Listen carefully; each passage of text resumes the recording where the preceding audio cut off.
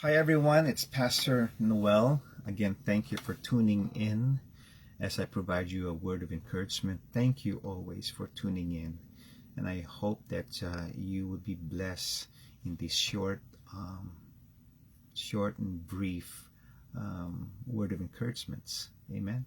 So it's September 11. It's Friday. Today I want to begin with this statement: Let go.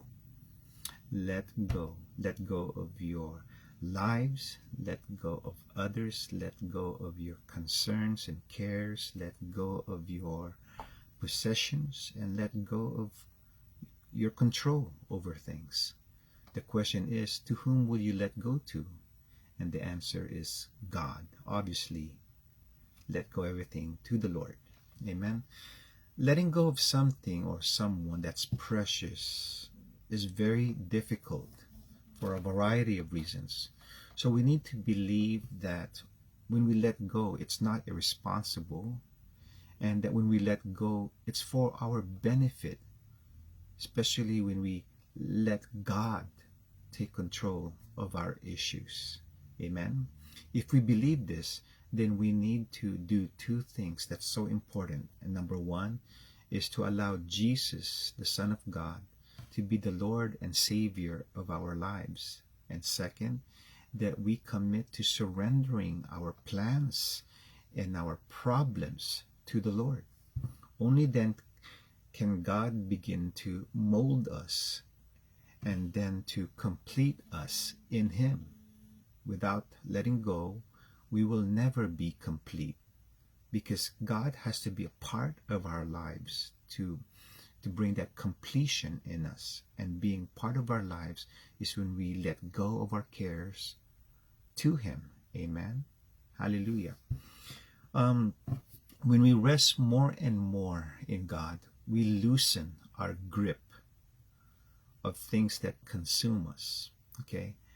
And as we loosen our grip, our reliance on Him increases, and our trust in God deepens all the more.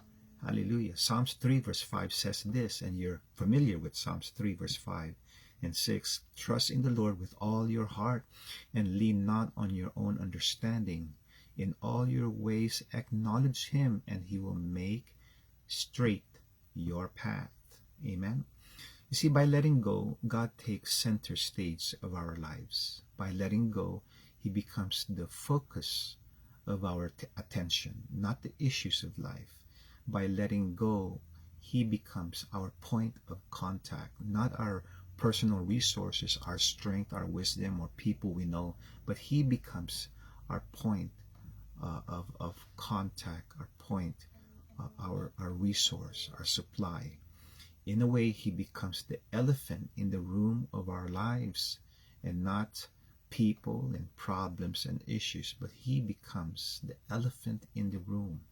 Psalms 27 verse 4 says this: One thing have I asked of the Lord, that will I seek after, that I may dwell in the house of the Lord all the days of my life, to gaze, to stare upon the beauty of the Lord, and to inquire in His temple. By letting go of our lives, we are able to stare and gaze at His beauty and His love. We have that time. We can do it when we relinquish everything to the Lord. In letting go, we will experience more of God's supernatural intervention. Amen. We would be able to experience safety as He cares for us. 1 Peter 5 verse 7 says this: Cast all your anxiety on Him, because He cares for you. Amen. Hallelujah. I hope you're blessed. Let's pray. Hallelujah. Hallelujah.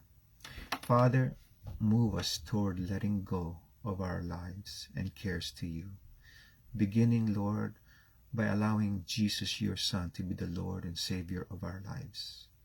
May it begin, Lord, today. May it begin today, Lord God, so that we can experience all the more Your care, Your great love, Lord God, as we walk towards being complete in and through you. In Jesus' name. You know, there's one more verse I want to share. It's this, Isaiah 41:13. For I am the Lord your God who takes hold of your right hand and says to you, do not fear, I will help you. By letting go, you will find so much peace and you will live life without fear. Amen. God's good. Amen. See you next week. God bless you all.